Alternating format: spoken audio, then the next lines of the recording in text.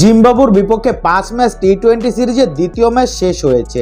রোববার চট্টগ্রামে জহুর আহমেদ চৌধুরী স্টেডিয়ামে দ্বিতীয় ম্যাচে জিম্বাবুকে 6 উইকেটের ব্যবধানে হারিয়েছে টাইগাররা। এর আগে প্রথম ম্যাচে 8 উইকেটের জয় পেয়েছিল নাজমুল হোসেন শান্তর দল।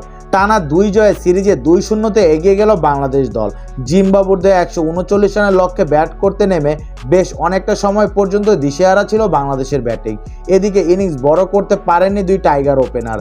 তানজিদ তামিম ফেরেন 18 এবং লিটন দাস ফেরেন 23 রানে। বড় রান করতে ব্যর্থ অধিনায়ক শান্ত। শেষে দলের জয় নিশ্চিত করে মাঠ ছাড়েন তাওহিদ হৃদয় এবং মাহমুদুল্লাহ রিয়াদ জুটি।